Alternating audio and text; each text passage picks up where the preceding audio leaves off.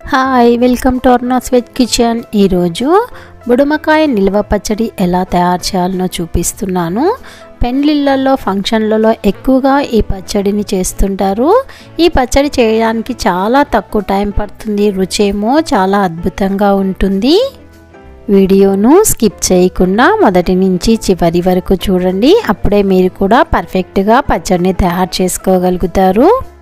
ముందుగా స్టవ్ మీద ఒక పాన్ పెట్టి 2 స్పూన్ల ఆవాలు, 1 స్పూన్ మెంతులని బాగా వేయించుకొని చల్లారిన తర్వాత మిక్సీ పట్టుకొని పౌడర్ చేసుకోవాలి. 2 బుడమకాయలను తీసుకున్నాను. వీటిని కొన్ని ప్రాంతాలలో దోసకాయ అని కూడా అంటారు. 3 months కన్నా ఎక్కువ నిల్వ ఉండేలా పచ్చడిని ప్రిపేర్ చేసుకోవాలి అన్నప్పుడు పైన పీల్ తీయకుండా ముక్కలుగా కోసుకోవాలి. అప్పటికప్పుడు వాడుకునేలా పచ్చడిని ప్రిపేర్ చేయాలన్నప్పుడు మాత్రమే పీల్ తీసుకొని ముక్కలుగా కట్ చేసుకోవాలి. బుడమకాయ చేదుందో లేదో ఒకసారి టెస్ట్ చేసుకోవాలి. మధ్యలో ఉండే విత్తనాలన్నింటినీ తీసేసుకోవాలి. ఈ విత్తనాలు పడేయాల్సిన అవసరం లేదు. కర్బూజా విత్తనాలను కడుక్కున్న విధంగానే ఈ విత్తనాలన్నింటినీ కడిగి ఎండబెట్టి స్టోర్ చేసుకోవాలి. ఈ బుడిమి విత్తనాలతో పొడి చేసుకుంటే చాలా టేస్ట్గా ఉంటుంది.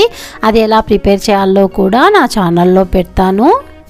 సంవత్సరం పాటు నిల్వ ఉండే పచ్చడైనా వెంటనే వాడుకునే పచ్చడైనా మెజర్మెంట్స్లో అయితే ఎలాంటి తేడా లేదు, రెండిటికి ఒకే మెజర్మెంట్సే.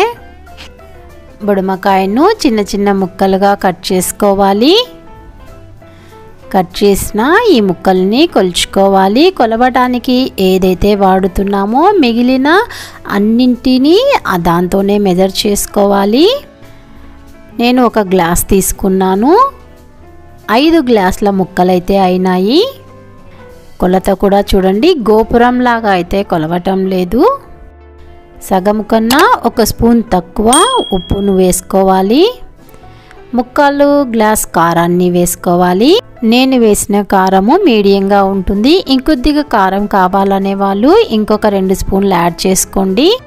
1/2 గ్లాసు వేయించిన ఆవాలు మెంతుల పొడిని వేసుకోవాలి.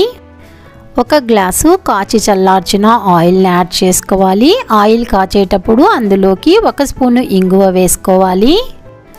ముక్కలకు అన్నీ పట్టే విధంగా బాగా కలుపుకోవాలి.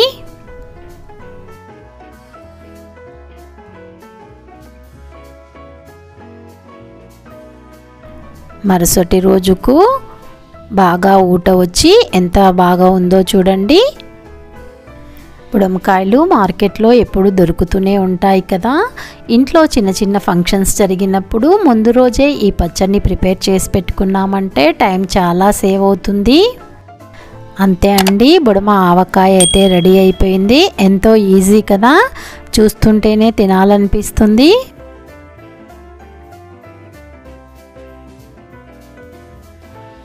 మీరు కూడా బుడమ ఆవకాయని తయారు చేయాలనుకుంటున్నారా? అయితే ఒకసారి డిస్క్రిప్షన్లో మెజర్మెంట్స్ ఉంటాయి, చెక్ చేసుకొని వీడియోను ఒకసారి చూసి ట్రై చేయండి. ట్రై చేసిన తర్వాత మీకు ఎలా వచ్చిందో కామెంట్ చేయండి.